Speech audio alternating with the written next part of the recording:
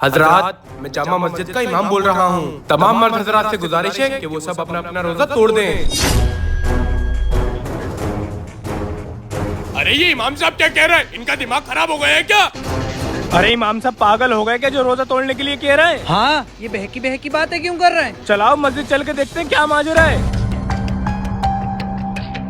तू दुकान संभाल, मैं इमाम साहब से बात करके आता हूँ। अरे अब्दुल्ला भाई, तुमने ऐलान सुना? कैसा ऐलान? अभी इमाम साहब ने ऐलान किया है कि हम दोनों अपना रोजा तोड़ते हैं। अस्तगफिरुल्लाह, ये क्या कह रहे हो? हाँ भाई, सही कह रहा हूँ। जरूर कुछ और बात होगी, चलो इमाम साहब के पास चलते हैं। इमाम साहब, इमाम साहब, किधर है इमाम साहब? ये क्या ऐलान किया है इन्होंने? अरे अंदर चलकर देखो, अंदर होंगे वो। अरे इमाम साहब किधर हो? बाहर आओ। अरे मुझे तो लगता है इमाम साहब यहाँ से डरकर भाग गए हैं। यहाँ से तो वो भाग गए, लेकिन अपने घर से नहीं भाग सकते। ऐसा करते हैं, उनके घर चल के उनको पकड़ते हैं। हाँ सही कहा, चलो।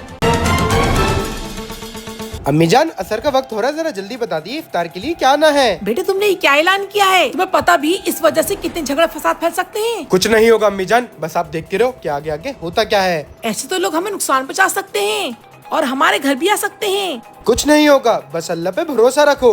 अब मैं इफ्तार के लिए सामान लेने जा रहा हूँ। जी बताइए। इमाम साहब को बाहर भेजो, उनसे जरूरी बात करनी है। लेकिन वो बाजार इफ्तारी लेने गए हैं। असर की नमाज का टाइम हो रहा है, वो नमाज पढ़ाने जरूर आएंगे। तुम लोग जाकर उनका मस्जिद में इंतजार करो, मैं उसे यहीं देखता हूँ।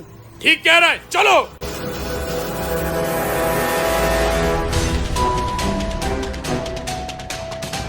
अरे वो देखो, इमाम साहब आ गए। जी बताइए क्या मसला है। इमाम साहब आपकी इतनी जरूरत, आपने हमसे इतना बड़ा गुनाह करने को बोला है?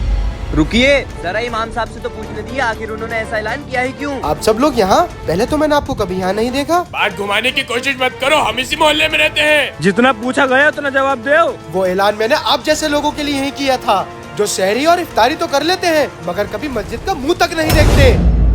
रोजे का ये मतलब नहीं कि पूरे दिन भूखे प्यासे रहो, रोजे के साथ साथ बाकी फराइजों को भी अंजाम देना होता है। मैंने ये ऐलान इसलिए किया ताकि मैं आप लोगों की तवज्जो हासिल कर सकूं और आपको मस्जिद में बुला सकूं, क्योंकि मेरे पास इसके अलावा कोई हल नहीं था।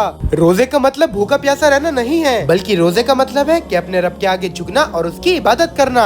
अगर हम रोजे रखकर भी गलत काम कर रहे हैं, नमाज़ें अदा नहीं कर रहे हैं, तो अल्लाह को हमारे ऐसे रोजों की कोई जरूरत नहीं है। इसलिए मेरे भाइयों, इस मुबारक महीने में ज्यादा से ज्यादा अपनी बख्शिश कराने की कोशिश करें। क्या पता अगले साल हमें ये मुबारक महीना नसीब हो या ना हो। इमाम साहब, हम अपनी गलती पे शर्मिंदा है। आज से हम रोजे के साथ साथ 5 वक्त की नमाज भी अदा किया करेंगे।